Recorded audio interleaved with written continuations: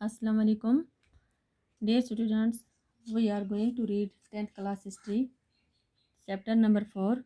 The name of chapter is The Age of Industrialization. इसके आज हमें टेक्सचुअल क्वेश्चन करने हैं। तो पहला जो है इसका क्वेश्चन क्या है, एक्सप्लेन द फॉलोइंग। पहला जो पार्ट है इसका क्या है, women workers in Britain attacked the spinning jenny. जो औरतें थी काम करने वाली, उनने स्पेनी जेनी पे क्या अटैक किया। तो हमने ये वीडियोस में, पिछले वीडियोस में हमने पढ़ा है कि उसने क्यों अटैक किया था स्पेनी जीनी पे। The fear of the unemployment made the workers hostile to the introduction of the new technology. When the spinning genie was introduced in the woolen industry, women who survived on hand spinning began attacking a new machines. तो इस डर की वजह से, unemployment की डर की वजह से जो औरतें थीं उन्होंने इस मशीन पे अटैक किया।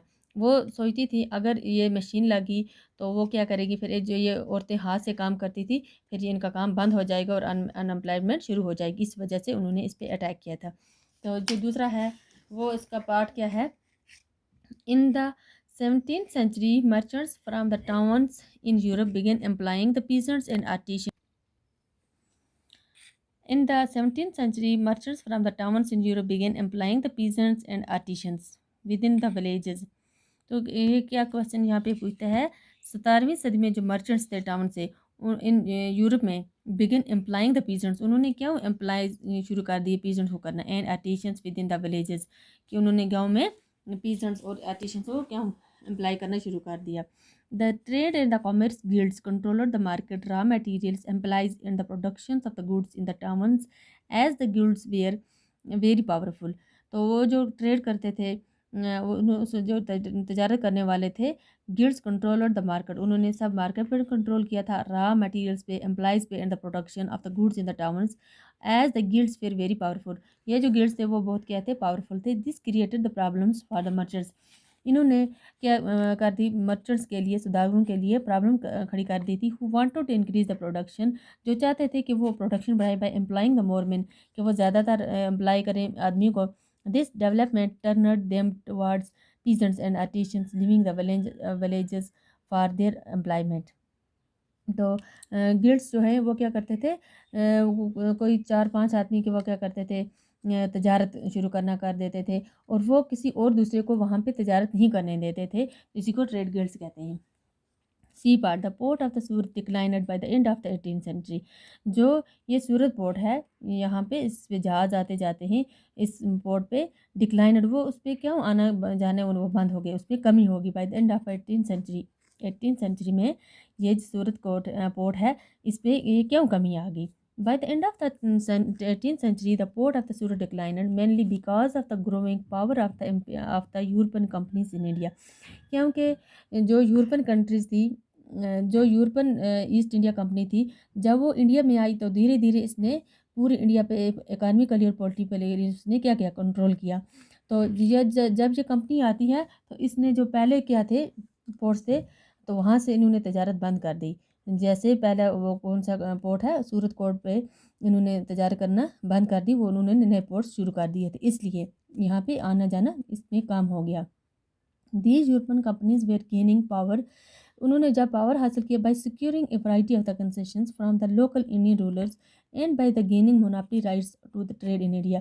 और वो जो तजारत वो खुद ही करते थे, बाकी इंडिया वालों को वो तजारत नहीं करने देते थे। In the years of the 17th century, the gross value of the trade that passed through the Surat was 16 million, which decreased to 3 million in 1740. With the passage of the time, the Surat and Hooghly decayed, that is, the de-urbanized, while the Bombay and Calcutta grew as new and significant trading center. तो पहले जो ports तजारत होती थी उस ports का क्या नाम है, सूरत और हुगली से ज़्यादा ट्रेड हुआ करती थी। लेकिन जब ये ईस्ट इंडिया कंपनी आती है तो ये यहाँ ये जो पोर्ट पहले थे अब इनमें तजारत करना बंद होगी, और उन्होंने क्या किया, बम्बे में ने उन्होंने पोर्ट कहाँ पे कायम किए, बम्बई में और कलकत्ता में। हाँ, नंबर डी पार्ट क्या है, the East India Company CIE appointed gomasthas to supervise the weavers in India. तो जो ईस्ट इंडिया कंपनी है उन्होंने क्यों गुमताज को अपॉइंट किया था कि वो वीवर्स का काम देखें। गुमताज़ किसको कहते हैं? जो ईस्ट इंडिया कंपनी वाले थे वो तो वो सब काम चेक नहीं कर सकते थे का, मर्चेंट्स का, पीजेंट्स का। जब वो इनको काम देते थे कि आप ये कपड़ा हमारे लिए बुनो, तैयार करो, फिर हम ले जाएंगे, वहाँ पे इनकी निगरानी नहीं कर सकते थे। इसीलिए उन्होंने पेड सर्वेंट रखा था, उसको गुमताज़ कहते थे। वो सर्वेंट्स क्या करता था, जाकर उनका काम चेक करता था, कपड़े की क्वालिटी को चेक करता था, और फिर वो उस डेट पे आके वो कपड़ा ले जाता था। तो गुमताज़ किसको कहते हैं? पेड सर्वेंट को। The English East India Company (EEIC) tried to eliminate the existing traders and brokers connected with the cloth trade and establish a more direct control over the weavers. तो ये जो तो गुमताज़ था वो डायरेक्ट कंट्रोल किस पे करता था? वीवर्स पे, कपड़ा बुनने वालों पे। It appointed the paid agent or the servant. तो ये इसको क्या देते थे? वो पैसे देते थे, पेड सर्वेंट होता था। कॉल्ड द गुमताज़, जिसको गुमताज़ कहते हैं, टू सुपरवाइज, ताकि वो निगरानी कर सके, the weavers, to collect the supplies and exam the quality of the cloth. कि वो गुमथा जो था वो क्या करता था? वीवर्स का काम चेक करता था, उसकी क्वालिटी चेक करता था, और एग्ज़ाम क्या करता था? उनसे कपड़ा सप्लाई जो थी कपड़े देते थे उनको, फिर वो जाके इंडिया कंपनी को वो देता था कपड़ा। It was also insure regular supplies of the cotton and silk goods and advance the loans to the weavers through the gomasthas. और ये जो ईस्ट इंडिया कंपनी वाले थे, ये एडवांस किसको? गुमथाज के ज़रिए ये इनको पैसे दे देते थे, इन पीजेंट्स वगैरह को। Question number 2, state whether the statement are true और फॉल्स।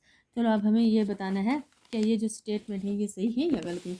तो पहला क्या है? At the end of the 19th century 80% of the total workforce in the Europe was employed in the technologically advanced industrial sector। इसका क्या answer है? ये क्या है? स्टेटमेंट फॉल्स है। तो बी पार्ट क्या है? The international market for the textiles was dominated by the India till the 18th century। तो ये क्या है? ये ट्रू है। और सी पार्ट है, द अमेरिकन सिविल वार जो है resulted in the reduction of the cotton export from India. तो ये क्या है? फॉल्स है। और डी पार्ट है, the introduction of the fly shuttle enabled the handloom workers to improve their productivity. तो ये क्या है? ट्रू है। तो क्वेश्चन नंबर ये थर्ड है, explain what is meant by the proto industrialization. तो यहाँ पे हमें क्या एक्सप्लेन करना है? प्रोटो इंडस्ट्रियलाइजेशन किसको कहते हैं? तो ये हमने पिछली वीडियो में पढ़ा है। प्रोटो किसको कहते हैं? किसी भी चीज़ का काम शुरू करने वाले को क्या कहते हैं? प्रोटो कहते हैं। तो यहाँ पे इसका क्या है? जब इंडस्ट्रियलाइजेशन शुरू होती है, जब मशीन्स आती है, उससे पहले का जो समय है उसे क्या कहते हैं? प्रोटो कहते हैं। सो अब हम इसमें पढ़ेंगे, the word proto is a Greek word which means the first or earliest. तो इसका क्या मतलब है? पहला, फ्रॉम द समथिंग, किसी भी चीज़ का पहला। By proto industrialisation historians refers to the period in which the Europe and England produce the goods for the international market on a large scale even before there were the factories. तो ये क्या कहता है? Bye proto industrialisation हिस्ट्रियंस जो है उन्होंने क्या refer किया इसको? टू द पीरियड, उस समय को कहते हैं, in which the Europe and England produced the goods, जब यूरोप वालों ने और इंग्लैंड वालों ने चीज़ें बनाना शुरू की। किसके लिए? इंटरनेशनल मार्केट के लिए। ऑन ए लार्ज स्केल, ज़्यादा तादाद में, even before they were factories, जबकि वो यहाँ पे factory I see. Thus the proto industrialization is meant for the phase of the industrialization when the handmade products were produced for the industrial market। during the proto industrialization machines were not used। तो उस वक्त मशीनें अभी इस्तेमाल नहीं हुई थी, उससे पहले का जो समय है उसको प्रोटो कहते हैं। people could only use their hand or any handmade material to produce required goods। तो उससे पहले वो क्या करते थे? हाथों से कपड़ा वगैरह धागा बनाते थे, कपड़े बुनते थे, और वो इंटरनेशनल मार्केट के लिए वहाँ पे तजारत हुआ करती थी। ऐसा नहीं है कि इंडस्ट्रीज आई तो हमारा जो है वो ये ट्रेड शुरू हो गया, इससे पहले भी ट्रेड हुआ करती थी, इससे पहले भी मार्केट में चीज़ें बिका करती थी। तो अब इसका क्या है? Discuss why did some industrialists in 19th century Europe prefer hand labour over the machines. अब हमें ये सवाल पूछा है, जो इंडस्ट्रियलिस्ट हैं 19वीं सदी के, यूरोप प्रेफर, वो क्यों यूरोप वाले प्रेफर करते थे हैंड लेबर को? किस पे? ओवर द मशीन पे हैंड लेबर को क्यों वो प्रेफर करते थे? तो इसका आंसर है, some industrialist in 19th century Europe prefer hand labour over the machine due to the following reasons.